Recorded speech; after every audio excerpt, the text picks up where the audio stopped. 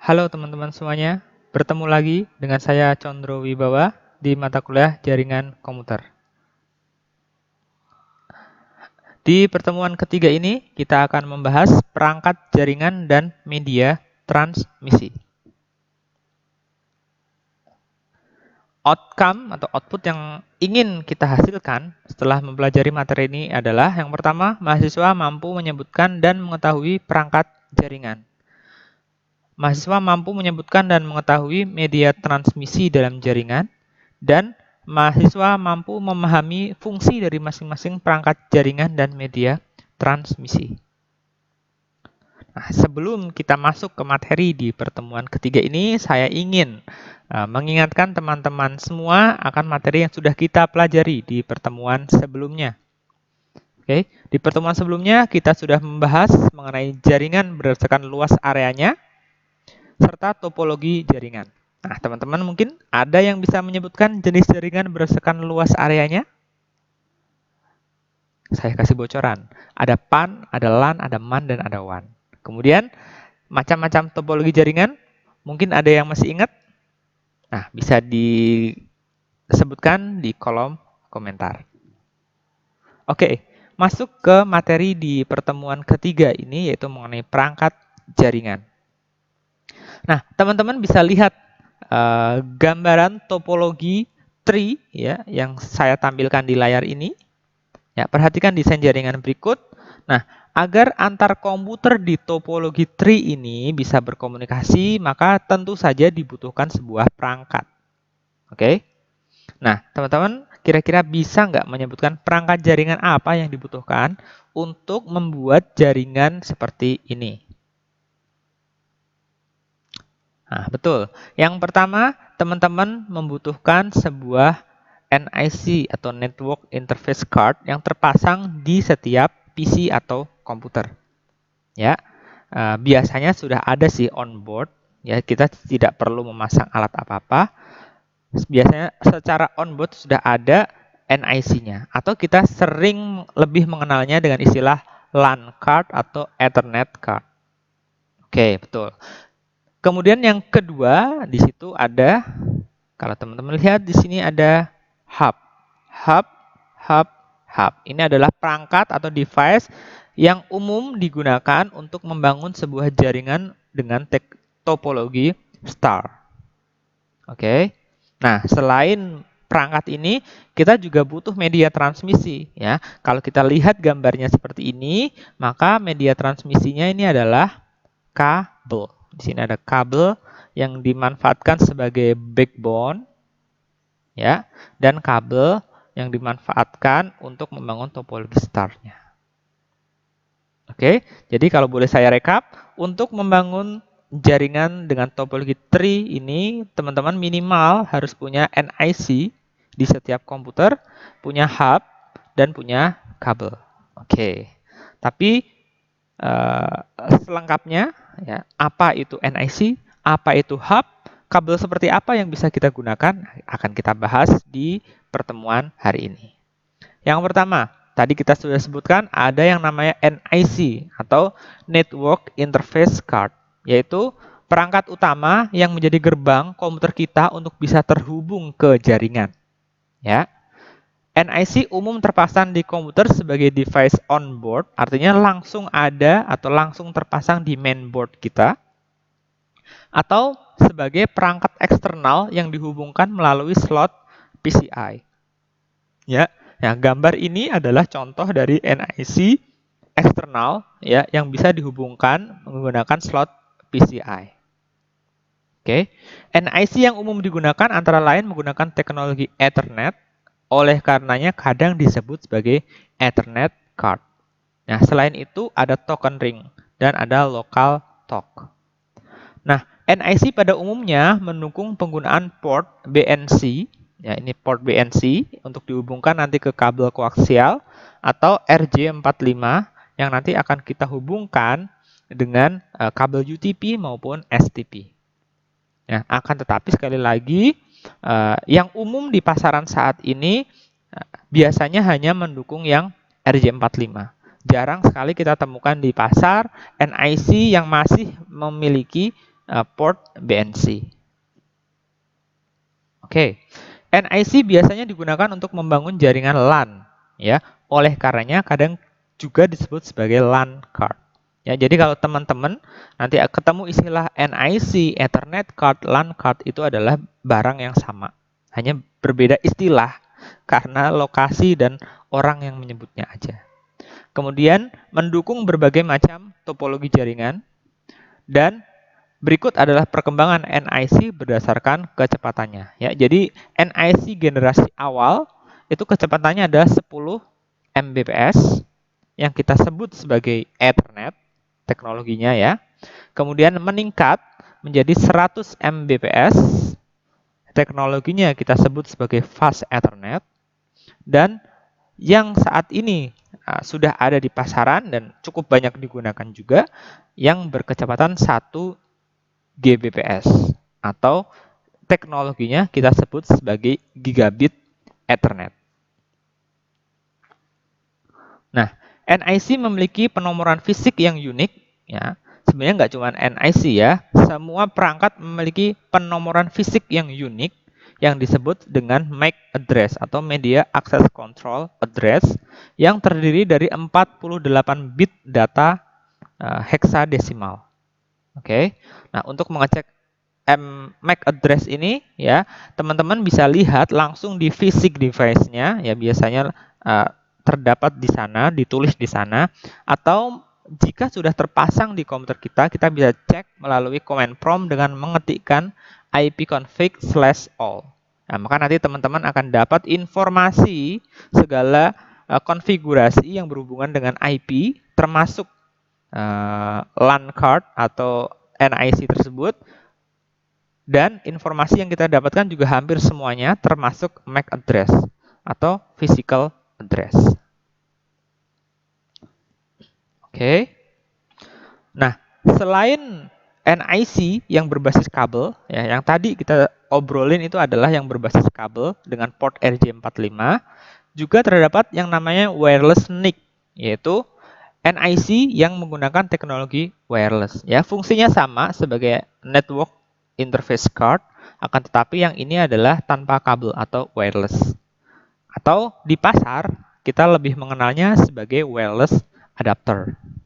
Oke. Spesifikasi dan teknologinya kira-kira sama ya dengan NIC biasa. Oke. Biasanya sudah terinclude sebagai device on board atau bisa juga extended device yang bisa dihubungkan dengan slot PCIe atau port USB. Ya, kalau teman-teman misalnya paling gampang kalau punya laptop atau notebook, teman-teman bisa connect WiFi, ya kan? Itu karena di dalam laptop atau notebook teman-teman sudah terdapat wireless NIC on board. Oke.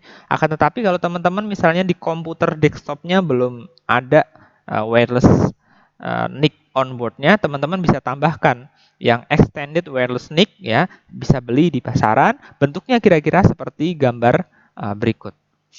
Ya, biasanya yang sekarang portnya kebanyakan adalah port USB.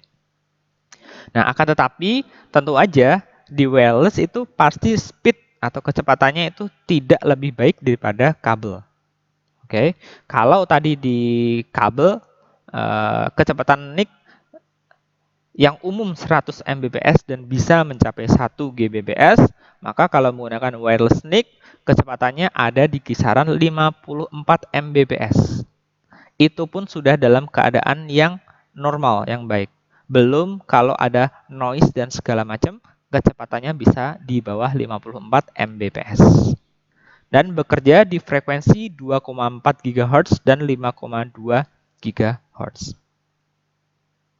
Sama seperti NIC yang biasa, kita juga bisa melihat MAC address dari wireless NIC yang kita miliki dengan mengecek pada adapter setting di control panel atau melalui command prompt dengan mengetik ipconfig/all.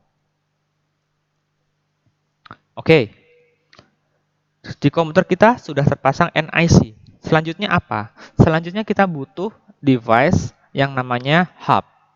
Ya, hub atau konsentrator adalah alat yang digunakan sebagai penghubung antara banyak komputer yang terhubung ke dalam jaringan.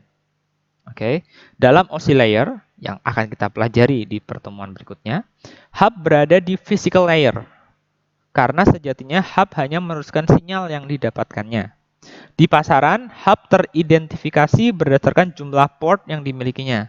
Antara lain, hub 8 artinya ada 8 port, hub 12 ada 12 port, hub 24, hub 32, dan seterusnya. Hub merupakan perangkat yang digunakan pada topologi star. Ya. Hub membroadcast semua informasi yang masuk ke semua port atau alamat sehingga rawan terjadi tabrakan data. Ya, jika ada informasi yang masuk ke dalam hub, maka nanti hub langsung akan membroadcast ke semua port yang ada di dalamnya. Komputer yang membutuhkan informasi tersebut akan mengambil informasi tersebut, yang tidak butuh ya akan mengabaikannya aja. Akan tetapi secara langsung si hub akan membroadcast ke semua port sehingga rawan terjadi tabrakan data dan bisa menurunkan performa dari hub itu sendiri atau performa jaringan itu sendiri. Simbol hub di dalam jaringan adalah seperti ini. Nah, hampir mirip dengan hub ada device namanya switch. Ya, bentuknya mirip. Alat ini juga digunakan untuk menghubungkan banyak komputer di dalam jaringan, sama. Nah, bedanya, jika hub tadi langsung meneruskan informasi yang diterimanya, nah, switch ini mampu mengatur lalu lintas data yang melewatinya, menyampaikan informasi ke klien berdasarkan MAC address. Ya, jadi si switch ini ketika dia terhubung ke jaringan, dia mampu mendapatkan informasi mengenai MAC address dari semua perangkat yang terhubung ke switch tersebut. Nah, setelah itu, ketika nanti dia mendapatkan informasi untuk diteruskan ke komputer tertentu, maka switch ini akan mengatur bahwa MAC address ini aja yang dikirimin informasi, sementara yang lain tidak. Sehingga informasi yang dikirim hanya ke port yang dimaksud saja, tidak ke semua port seperti yang dilakukan oleh hub. Ya, nah kemampuan inilah yang menjadi kelebihan dari switch dibandingkan hub, yaitu mampu mengatur lalu lintas data. Nah, karena kemampuannya ini, tentu harganya mengikuti juga ya. Harga switch lebih mahal daripada hub. Akan tetapi, karena kemampuannya mengatur lalu lintas jaringan, maka biasanya instansi saat ini tuh banyak menggunakan switch dibanding hub. Nah, pada OSI layer, switch ini berada di data link layer ya. Jadi dia sudah tidak di physical layer seperti hub tadi, tapi sudah di data link layer atau layer kedua. Switch sama dengan hub memiliki port seperti 4 port, 8 port, 16 port, 24 port, 32 port, dan seterusnya. Nah, simbol switch dalam jaringan ya seperti ini ya, ada 4 panah yang keluar, akan tetapi saling bergantian menandakan bahwa si switch ini mampu mampu menyampaikan data atau informasi yang didapatkannya dan mengatur lalu lintasnya. Oke? Nah, selanjutnya ada device yang namanya adalah repeater. Yaitu repeater adalah alat yang digunakan untuk memperkuat sinyal. Repeater banyak digunakan karena keterbatasan media transmisi. Katakanlah misalnya kabel twisted pair, UTP atau STP itu hanya mampu mentransmisikan data dalam jangkauan 100 meter saja. Sehingga kalau kita butuh lebih dari 100 meter, kita membutuhkan alat atau device yang berfungsi sebagai penguat sinyal. Nah, penguat sinyal ini kita sebut sebagai repeater. Ya. Pada beberapa device, repeater juga bisa digunakan sebagai converter. Ya, misalnya menghubungkan antara jaringan berbasis kabel UTP dengan port RJ45-nya dengan jaringan berbasis koaksial dengan port BNC-nya. Ya. Jadi repeater intinya adalah menguatkan sinyal. Device selanjutnya yang akan sering kita temui jika kita mempelajari jaringan komputer adalah router. Ya, sesuai namanya, router atau si pembuat jalan adalah perangkat yang digunakan untuk menentukan jalan atau jalur terpendek di dalam jaringan. Nah, router juga bisa digunakan, dan ini adalah manfaat utamanya, menghubungkan dua buah jaringan atau network yang berbeda, termasuk menghubungkan jaringan LAN dan internet. Oke. Nah, katakanlah teman-teman punya jaringan LAN di sini. Ya.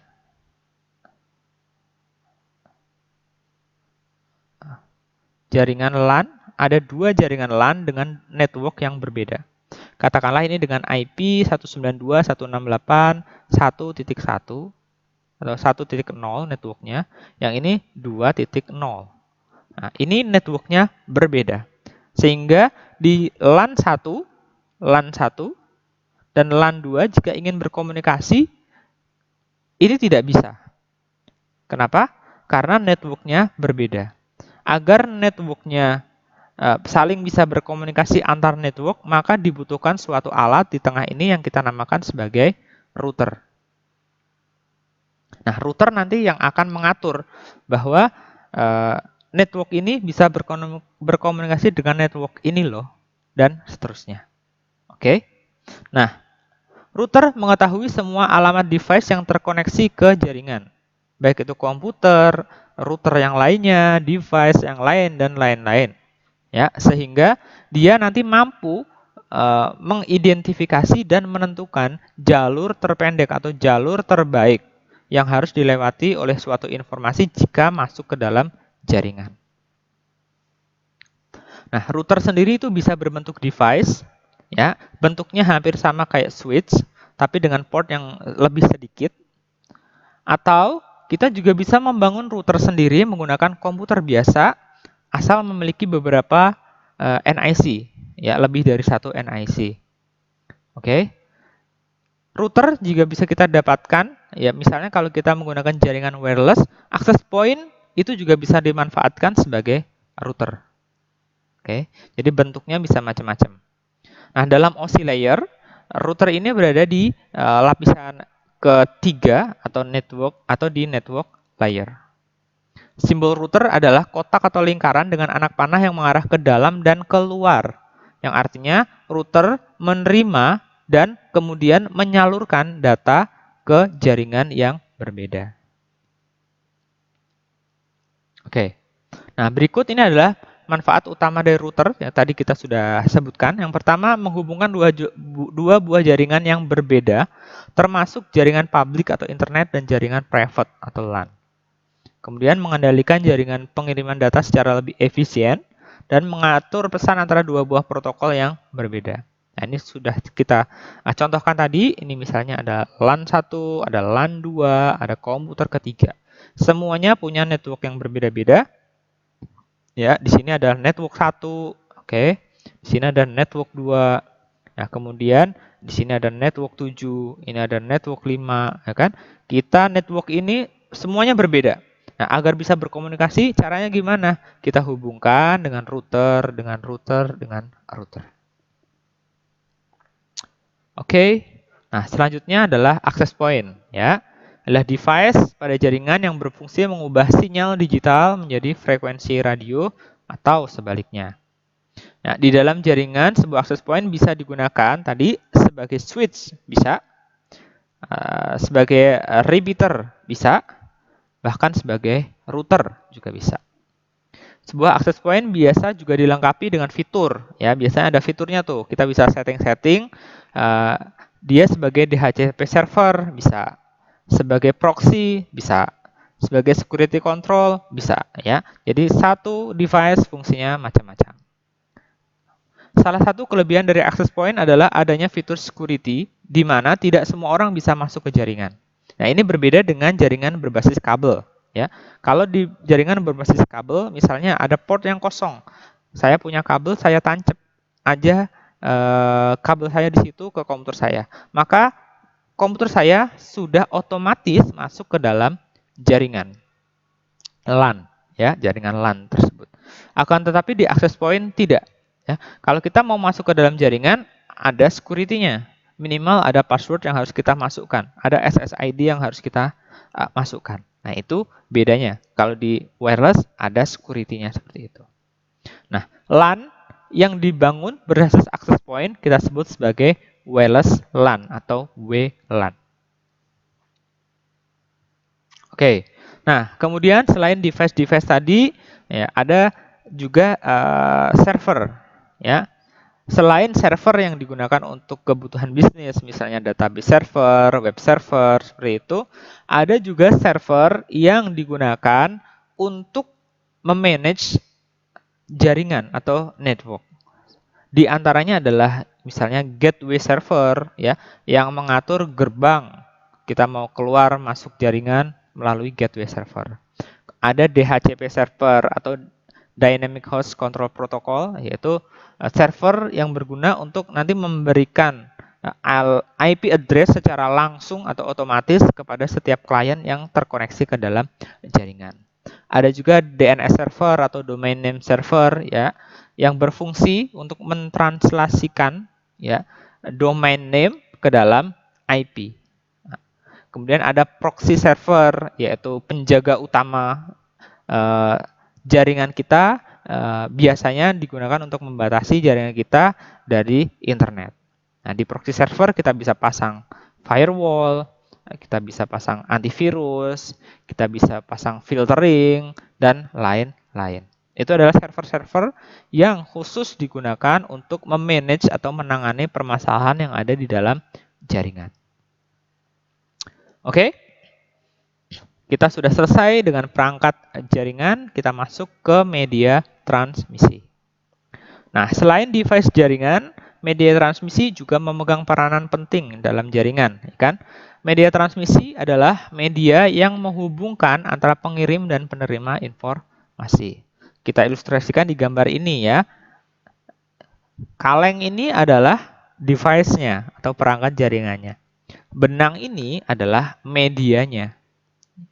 Oke. Nah, kalau kita ubah ke dalam jaringan, maka kaleng ini adalah NIC-nya, Network Interface Card misalnya. Sedangkan benang ini adalah kabelnya atau media transmisinya. Nah, ada dua macam media transmisi yang bisa digunakan saat ini, ya, antara lain yang berbasis kabel atau wired dan nirkabel atau wireless, ya.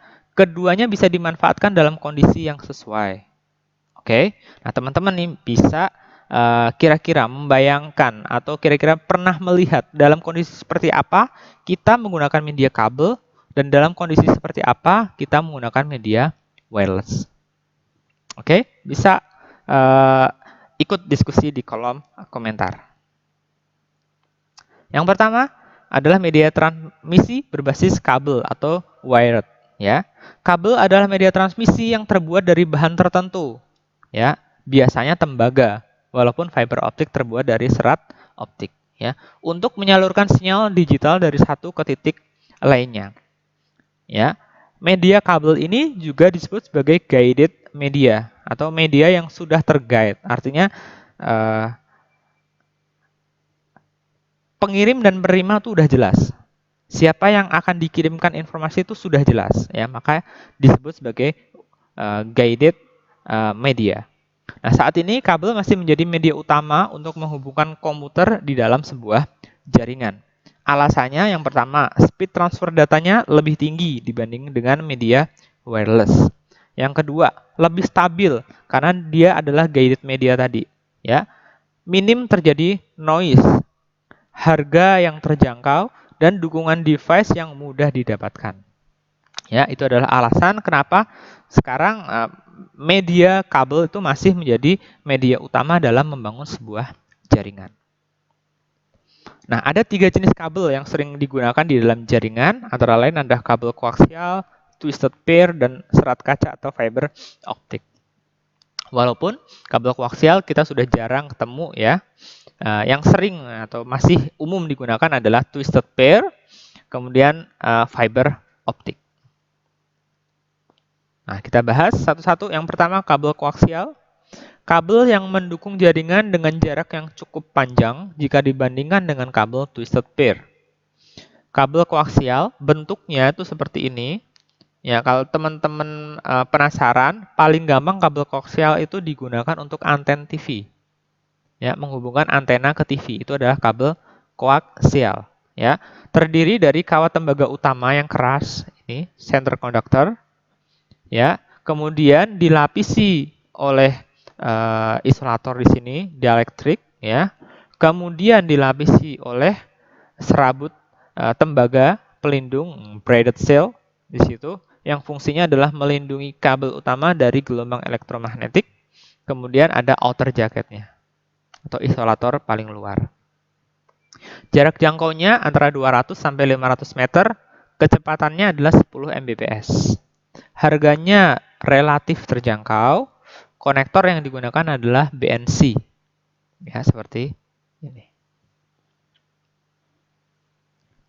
Nah, berdasarkan sinyal yang digunakan, ada dua jenis kabel yang digunakan yaitu koaksial broadband, ya, yang digunakan untuk transmisi analog seperti antena TV, ya, dia lebih gede. Dan koaksial baseband yang digunakan untuk transmisi digital, seperti untuk jaringan bus. Dia biasanya bentuknya lebih kecil. Nah, berdasarkan jenis kabelnya, terdapat dua jenis kabel koaksial, yaitu 10 base 2 atau thin koaksial yang diameternya lebih kecil dan jarak jangkaunya 200 meter. Dan 10 base 5 atau thick koaksial yang diameternya lebih tebal dan jarak jangkaunya sekitar 500 meter. Oke, kabel koaksial udah, sekarang masuk ke kabel twisted pair. Kabel twisted pair adalah kabel yang paling umum digunakan untuk membangun jaringan. Hal ini dikarenakan kabel ini mudah dan murah ditemukan di pasaran. Terdiri dari 8 kabel yang saling berpasangan, makanya pair, ya, dan di twisted, dililit, ya, dililit. Oke, 4 warna kabel dililit dengan kabel putih yang berguna sebagai penangkal elektromagnetik. Ya, keempat warna kabel utamanya adalah hijau, coklat, biru, dan oranye. Kemudian kabel dibungkus dengan jaket atau isolator. Jarak jangkaunya adalah 100 meter. Nah, berdasarkan pelindungnya atau shielded-nya, kabel twisted pair ini bagi menjadi dua, yaitu STP dan UTP, atau shielded twisted pair dan unshielded twisted pair. STP digunakan untuk pengkabelan di luar ruangan biasanya, karena terlindungi, tershielded tersebut, ya. Sedangkan UTP yang tidak terlindungi biasanya digunakan di dalam ruangan, ya. Akan tetapi kita ya sering menemukan di lapangan bahwa di luar ruangan pun kadang kita masih pakai kabel UTP. Kecepatan kabel twisted pair bervariasi, ya, tergantung kategorinya. Ada kategori 1, 2 sampai 8 kalau tidak salah. Tapi yang umum dipakai saat ini adalah Cat 5 dan Cat 6, ya, yang umum dipakai di pasaran. Cat 5 memiliki kecepatan transfer datanya 100 Mbps, dengan Cat 6 memiliki kecepatan up to 1 gigabit per second. Nah, konektor yang digunakan adalah konektor RJ45, seperti ini. Nah, dalam metode pengabelan, ya, terdapat dua metode pengkabelan di kabel twisted pair, yaitu straight dan cross. Metode straight adalah metode pengkabelan di mana urutan warna di kedua ujung kabel adalah sama, ya. Urutan warna di kedua ujung kabel adalah sama. Ya, metode ini digunakan untuk menggabungkan dua perangkat dengan layer atau jenis yang berbeda. Nah, misalnya komputer dengan switch. Komputer itu layer 1, switch itu layer 2. Switch dengan router. Switch itu layer 2, router itu layer 3. Ya, dan seterusnya. Nah, urutan warnanya, ya, teman-teman harus ingat, yaitu putih orange, orange, putih hijau, biru, putih biru, hijau, dan putih coklat, coklat. Ya, ujung yang satu juga sama. Itu adalah kabel straight. Ada kabel cross, ya, metode pengkabelan di mana urutan warna di kedua ujung kabel adalah berbeda. Ya, Metode ini digunakan untuk menggabungkan, menyambungkan, menghubungkan dua perangkat dengan layer atau jenis yang sama. Misalnya, komputer dengan komputer. Komputer dengan hub. Hub dengan switch. Ya, ini beberapa ya, tapi biar nggak bingung, ini diganti saja. Komputer dengan hub misalnya. Switch dengan switch. Hub dengan hub. Dan seterusnya. Nah, ujung kabel yang satu, itu urutannya adalah putih orange, putih hijau biru, putih biru hijau, dan coklat putih coklat. Sedangkan ujung yang satunya adalah putih hijau hijau, putih orange biru, putih biru orange, dan putih coklat coklat. Nah, satu lagi media transmisi yang sering digunakan adalah kabel serat optik atau fiber optik. Yaitu jenis kabel yang terbaru dan bisa digunakan untuk membangun jaringan. Terbuat dari kaca atau plastik yang sangat halus sebagai media transmisinya. Ya, jika pada kabel tembaga, sinyal dihantarkan dalam bentuk gelombang melalui tembaga tersebut. Nah, pada kabel fiber optik, sinyal dihantarkan dengan cahaya yang memantul, ya, yang memantul di dalam kabel tersebut. Ya, diameter kabel kurang lebih 120 mikrometer, jadi kecil sekali. Ya, komponen utama kabel serat optik adalah media transmisinya yang terdiri dari serat kaca atau serat plastik yang ada di dalam kabel tersebut, kemudian sumber cahaya atau LED, dan detektor. Kecepatannya mencapai 1 Gbps, jarak jangkaunya mencapai 2 km. Ya, kabel serat optik ini karena bandwidth-nya cukup lebar, speed-nya cukup tinggi, jarak jangkaunya cukup jauh, akan tetapi harganya juga cukup mahal, maka biasanya digunakan sebagai backbone jaringan dan provider. Nah, ini adalah komponen dari kabel serat optik. Yang pertama adalah core di sini. Ya, core ini adalah media inti yang terdiri dari tadi serat kaca atau serat plastik. Ya, kemudian di sini ada cladding. Ya, dia nanti fungsinya adalah memantul-mantulkan cahaya yang melewati core.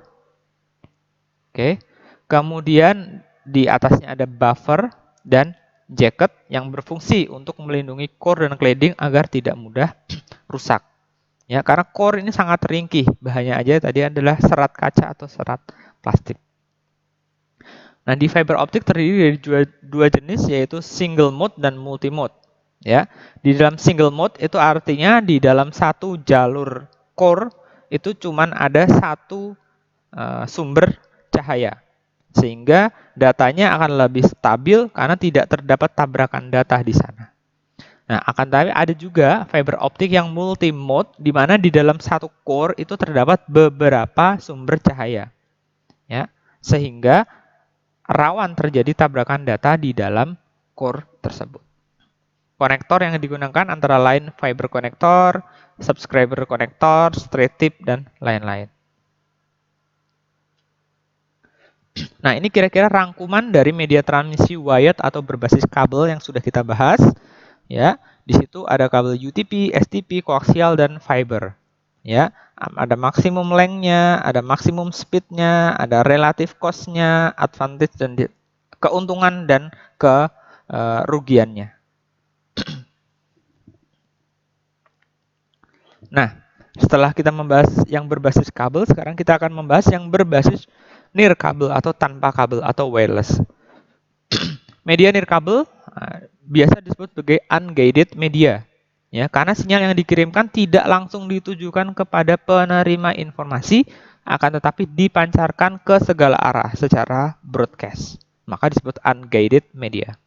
Akibatnya, sinyal akan menabrak apapun yang menghalanginya. Ada dinding ditabrak, ada gedung ditabrak, ada pohon ditabrak. Sehingga juga berpotensi bertabrakan data dengan sinyal atau gelombang lain di satu frekuensi yang sama. Nah, semuanya ini akan mengakibatkan sinyal yang dipancarkan akan melemah akibat terlalu banyaknya noise atau gangguan. Akan tetapi, walaupun seperti itu kondisinya, media wireless ini tetap memang diperlukan, terutama untuk mendukung fleksibilitas. Ya, bayangkan di satu lobby instansi, ya, lobby instansi, kita membutuhkan jaringan di sana untuk tamu. Katakanlah 100 koneksi gitu. Kalau kita menggunakan kabel, berarti kita harus menyediakan 100 kabel di ruang lobby. Nggak kebayang gimana repot dan nggak terbayang bagaimana berantakannya itu ruang lobby. Ya, sedangkan kalau kita menggunakan teknologi wireless, cukup pasang satu access point, sudah selesai. Ya, tidak makan tempat, secara estetik juga bagus, bisa diakses dari mana saja tanpa tergantung pada kabel seperti di jaringan berbasis kabel.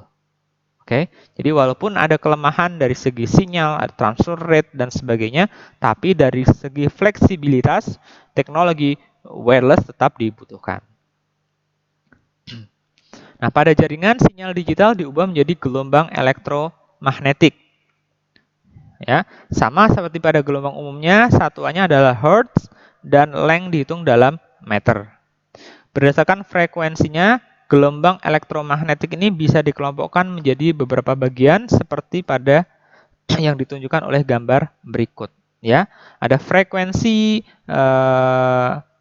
sampai 10 pangkat 9 atau pangkat 9, artinya gigahertz, itu digunakan untuk gelombang radio. Ya, di atasnya ada gelombang mikro dan di atasnya ada infrared. Di atasnya masih ada cahaya tampak, ultraviolet dan macam-macam. Akan tetapi yang kita gunakan untuk transmisi data itu biasanya ada di antara gelombang radio, gelombang mikro dan infrared. Yang pertama, gelombang radio. Gelombang radio memiliki jangkauan frekuensi 3 kHz sampai 1 GHz. Frekuensi ini jarak jangkaunya sangat jauh, ya, bahkan dapat menjangkau antar pulau. Dan dengan frekuensi rendah memiliki sifat fisik dapat menembus dinding bangunan. Ya, sehingga pemanfaatan gelombang radio ini banyak dimanfaatkan untuk siaran radio komersil, TV, HT, radar, remote control, dan sebagainya. Oke, ini pembagian gelombang radio dan pemanfaatannya. Oke. Nah, selain gelombang radio ada gelombang mikro, ya. Gelombang mikro ini yang kita banyak manfaatkan untuk membangun jaringan berbasis wireless, ya. Gelombang mikro memiliki jangkauan frekuensi 1 GHz sampai 300 GHz. Gelombang mikro tidak dapat dipantulkan oleh lapisan ionosfer sehingga jarak jangkaunya lebih pendek. Karena frekuensinya yang tinggi, dia tidak boleh terdapat halangan apapun di antara sisi pengirim dan sisi penerima dan tidak dapat menembus tembok atau dinding. Oke, nah gelombang ini dimanfaatkan untuk membangun jaringan wireless. Nah, pembagian gelombang mikro ya kira-kira seperti ini. Ya, yang sering kita pakai adalah yang jangkauannya 3 sampai 30 GHz. Ya, misalnya access point itu ada di 2,4 dan 5,2. Nah, kemudian ada gelombang infrared ya.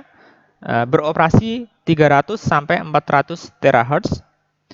Kemudian karena frekuensinya yang tinggi, gelombang inframerah tidak akan dapat menembus dinding dan jarak jangkaunya juga pendek. Ya, mungkin dalam satuan meter, mungkin 10 meter atau sampai 15 atau 20 meter. Ya, karena jarak jangkaunya yang pendek ini biasanya penggunaannya juga untuk personal area network. Misalnya untuk remote TV, untuk barcode scanner, dan lain-lain. Oke, sekarang aplikasi wireless untuk pertukaran data digital, antara lain untuk WiFi, mungkin ada yang tahu WiMAX, Bluetooth, dan lain-lain. WiFi dan WiMAX ya. WiFi kepanjangan dari Wireless Fidelity, media nirkabel yang umum digunakan untuk membangun jaringan LAN ya, sehingga sering disebut sebagai wireless LAN atau WLAN. Ya, mengacu pada standar IEEE 802.11 ya, dan turunannya ya ada A, B, G, N ya, macam-macam. Frekuensi yang digunakan adalah 2,4 GHz dan 5,2 GHz dengan jangkauan 25 sampai 100 meter. Sementara untuk jarak jangkau yang lebih jauh ya diatur di IEEE 802.16 yang kita sebut sebagai wireless MAN ya, atau produk pasarannya kita sebut sebagai WiMAX. Ya, jarak jangkaunya mencapai 5 km. Nah, ini adalah standar wireless LAN berdasarkan IEEE 802.11. Ya, di situ ada A, B, G, dan N. A misalnya frekuensinya 5 GHz, transfer rate-nya 25 Mbps, kemudian range-nya kurang lebih 30 meter.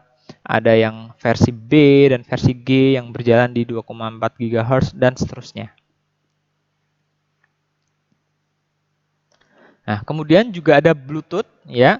Sama dengan WiFi bekerja di frekuensi 2,4 GHz, akan tetapi cakupan areanya lebih kecil. Ya, biasanya diperuntukkan untuk personal area network. Misalnya menghubungkan headphone dengan komputer atau smartphone, menghubungkan smartphone dengan TV, smart TV, menghubungkan digital kamera, dan lain-lain. Oke, Bluetooth ini mengacu pada IEEE 802.15. Nah, ini adalah spesifikasi kelas dari Bluetooth. Ya, jarak jangkaunya nih antara 1 sampai 100 meter. Nah, di dalam jaringan, baik perangkat jaringan maupun media transmisi ya, dua-duanya itu sangat penting ya dalam membangun sebuah jaringan ya.